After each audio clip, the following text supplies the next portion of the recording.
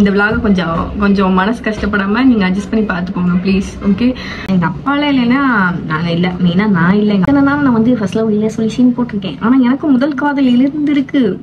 இருந்தாலுமே அது ஒரு கஷ்டமா தானே இருக்கும். என்னடா இப்படி பேசுறாங்க, நம்ம என்னடா அவ்வளவு பெரிய தப்பு பண்ணிட்டோம் அப்படின்னு என் மேல கொஞ்சம் பயம். இனிமேல் அவனை வந்து நான் நல்லா பாத்துப்பேன். அவ்வளவுதான், 2 பேர் சேர்ந்து ஒன்னா அச்சீவ் பண்ணுவோம். நமக்கு நான் பண்ணணும்னு நினைச்சதுல இது ஒரு பெரிய ஆசை. வீட்டுல அவ்வளவுதான். தீபாவளி அந்த அன்னைக்கு எங்க வீட்டுல தீபாவளி தான். அக்கா தங்கச்சின்ற பாண்ட் வந்து கிடைக்காது இல்ல. ஹாய் சுடீஸ், இன்னைக்கு நம்ம சேனல்ல என்ன பார்க்க போறோம்னு பாத்தீங்கன்னா, ரொம்ப நாள் ஆச்சு vlog எல்லாம் போடுறதே இல்லையா. சரி, அதனால நம்மளை பத்தி ஏதாவது சொல்லுவோம். வீடியோ ஸ்கிப் பண்ணாம பாருங்க. வாங்க வீடியோக்குள்ள போலாம்.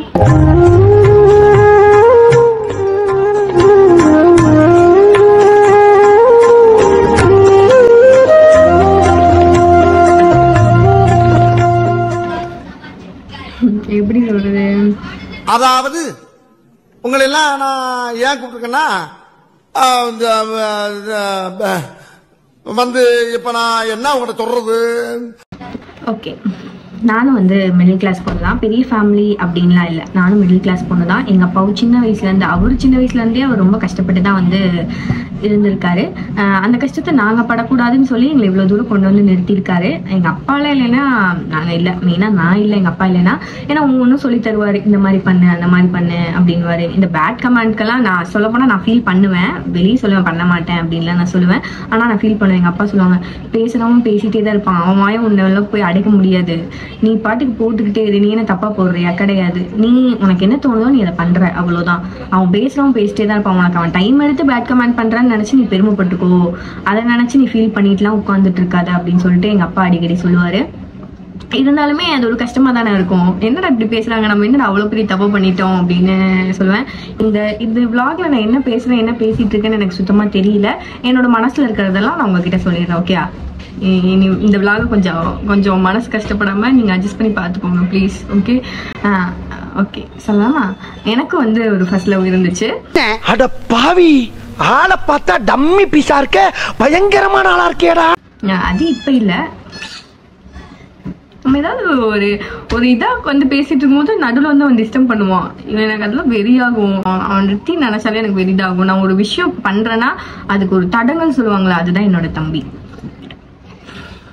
ஓகே, எனக்கு வந்து ஒரு ஃபர்ஸ்ட் லவ்.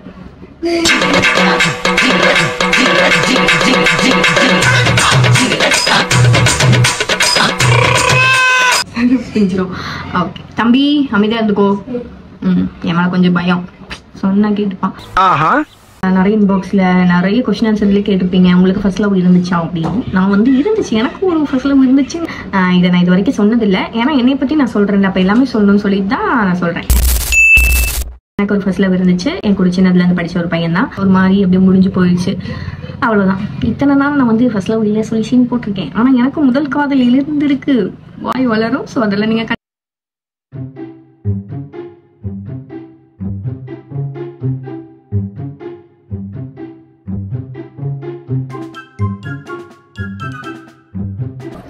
ட்ரீம்னு வச்சுக்கோங்க. ஓகே, என்னோட ட்ரீம் என்னன்னா, எனக்கு இப்படி ஆகணும், எனக்கு டாக்டர் ஆகணும், எனக்கு பெரிய ஆள் ஆகணும், அப்படிலாம் எனக்கு பெருசா இல்லை. எப்படி சொல்றது, எங்க அம்மா அப்பா நினைச்ச எல்லாமே அவங்களுக்கு நான் பண்ணி கொடுக்கணும். ஏன்னா சின்னதுல இருந்து நம்மளை எவ்வளவு கஷ்டப்பட்டு பார்த்துருக்காங்க. அவங்க நம்மளை பார்த்துக்கிட்ட அளவுக்கு நம்ம ஒரு 10% அவங்களை நல்லா பார்த்துக்கணும்ல, அவ்வளவுதான். எனக்கு அதுதான் எப்பவுமே ஒரு மாதிரி தோணிட்டே இருக்கும். நம்மளுக்கு பெருசா இது வேணாம், நம்மளுக்கு வேணுங்கிறதுலாம் செய்யறதுக்கு அவங்க இருக்காங்க, ஆனா அவங்களுக்கு செய்யறதுக்கு நம்ம தான் இருக்கும். நம்ம பெரிய இல்லை, அம்மா அப்பா நல்லா பார்த்துக்கணும். எங்க அம்மா அப்பா பெரிய ஆசைலாம் கிடையாது. அவங்க 2-3 ஊர்லாம் வந்து போகணும்னு ரொம்ப கனவு கண்டு வச்சிருக்காங்க. அந்த ஊருக்கு அவங்களை கூட்டிட்டு போகணும், அவங்களுக்கு ஒரு அழகான ஒரு வீடு. இது என்னால கண்டிப்பா முடியும் நான் நினைக்கிறேன். கண்டிப்பா முடியும். இதை அவங்களுக்கு பண்ணி கொடுக்கணும். என் தம்பிய நல்லா பாத்துக்கணும், அவ்வளவுதான். இப்ப அவன் பக்கத்துல இருக்கா, சீன் போடுவான், அதனால சொல்ல. அவனை நல்லா பாத்துக்கணும். அவனுக்கு எந்த குறையும் இருக்கும். சின்னதுல இருந்து அவன் பிறந்து ஒரு 6 மாசம் அவன் தான் ராஜா. அவனுக்கு அப்படி பாத்துக்கிட்டோம். அப்புறம் அவனுக்கு ஒன்னும் கிடைக்காம போயிடுன்னு எங்க அப்பா அம்மா அக்காவை டெவலப் பண்றதுல இருந்தாங்களா, அவளுக்கு பண்ணி எனக்கு பண்ணி அவனை நாங்க கண்டுக்கவே மாட்டோம். எங்க அவங்க தான் அவனை பாத்துக்குவாங்க. அவனுக்கு இது வரைக்கும் அவன் பிடிச்ச மாதிரி அவன் இருந்தானா எங்களுக்கு தெரியல. இனிமேல் அவனை வந்து நான் நல்லா பாத்துப்பேன்.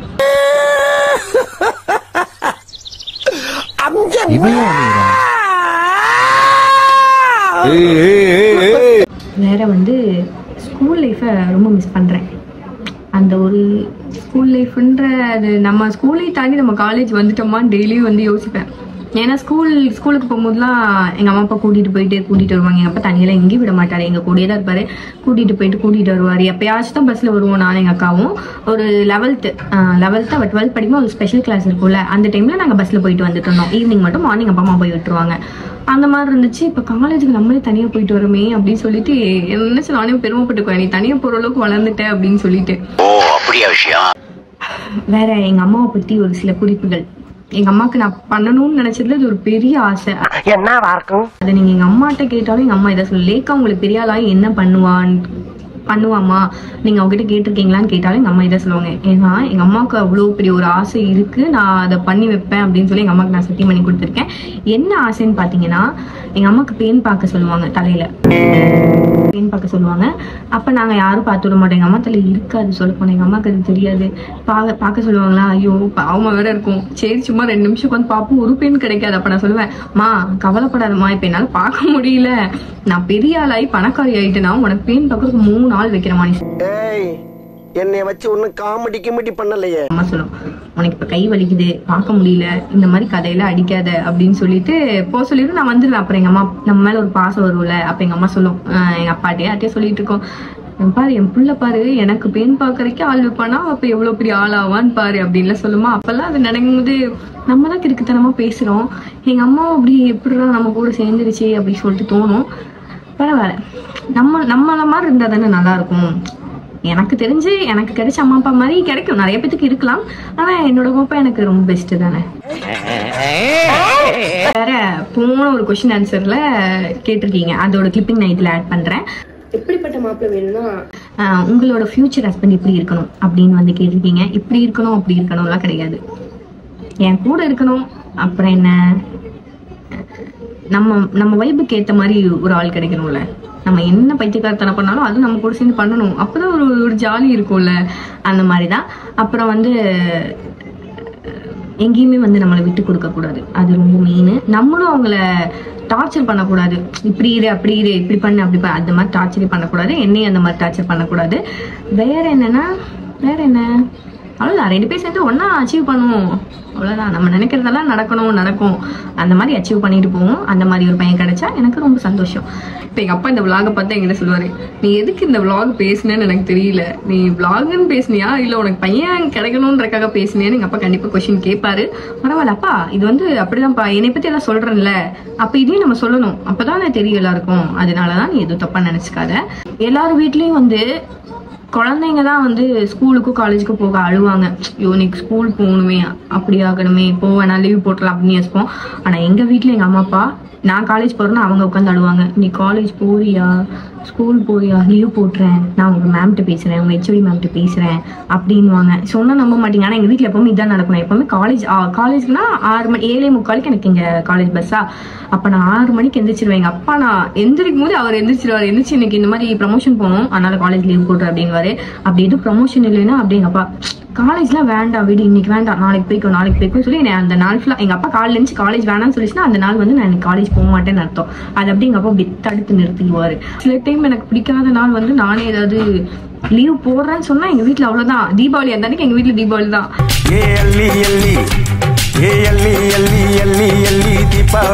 எனக்கும் எங்க அக்காவுக்கும் நிறைய சண்டை வரும். ஆனா இது வரைக்கும் நான் அவகிட்ட மறைச்சது இல்ல. ஒரு 2-3 விஷயம் மறைச்சிருக்கேன், அதை எப்படி வந்து அவ கண்டுபிடிச்சிருவா. எங்க சண்டைலாம் பட்டாசா இருக்கும். எப்படின்னா கத்தியில தான் சண்டை போடுவா சீரியஸாவே என்கிட்ட.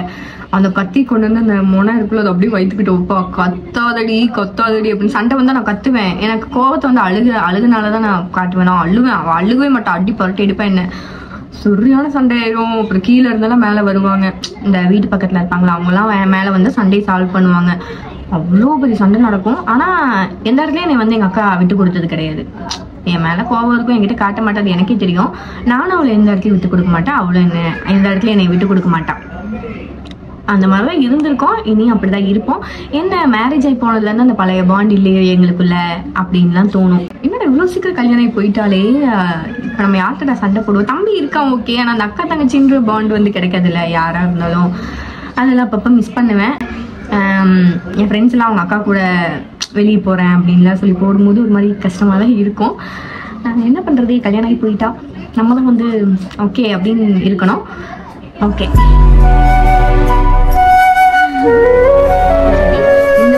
நான் என்ன பேசியிருக்கேன், என்ன பேசிகிட்டு இருக்கேன் எனக்கு எதுவுமே தெரியல. நான் எனக்கு தோன்றதெல்லாம் உங்ககிட்ட நான் சொல்லியிருக்கேன். நான் இப்படி தான் இருப்பேன், நான் என்னோட பேச்சை வச்சு நான் ஆட்டிடியூட் காட்டுறேன், அதெல்லாம் தயவு செஞ்சு சொல்லாதீங்க. சொல்கிறவங்க சொல்லிக்கோங்க, எனக்கு பிரச்சனை கிடையாது. நான் இப்படி தான் இருப்பேன், இதுதான் என்னோட பேச்சு. நீங்கள் எப்படி நினச்சாலும் எனக்கு கவலை கிடையாது, ஓகேவா? ஓகே, அப்புறம் என்ன, இப்படி தான் மறந்துடுது. இதனால தான் நீங்கள் அப்படி சொல்கிறீங்களாட்டு இருக்கு. கரெக்டு தான். ஓகே, நம்ம வீடியோ பிடிச்சிருந்துச்சுன்னா லைக் பண்ணிக்கோங்க. நம்ம சேனலை சப்ஸ்கிரைப் பண்ணாதவங்க யாரும் இருந்தீங்கன்னா சப்ஸ்கிரைப் பண்ணி வச்சுக்கோங்க. அப்போதான் என்னோட ஐடி வந்து லேக்கா அஃபிஷியல் 120K வச்சிருக்கேன். அதை போய் மறக்காம ஃபாலோ பண்ணி வச்சுக்கோங்க. ஓகே, பாய். அப்புறம் வேற என்ன மாதிரி விளாக் போடலாம்னு சொல்லுங்க. அப்போதான் நான் அதுக்கான நான் ஸ்டெப்பை எடுப்பேன். நீங்க இப்போ இந்த மாதிரி போடுங்க லேக்கா அப்படின்னு சொன்னீங்கன்னா நான் போட போறேன். சரியா? திட்டாம பொறுமையா சொன்னா கேட்பேன், நான் கண்டிப்பா கேட்பேன். Okay, love you.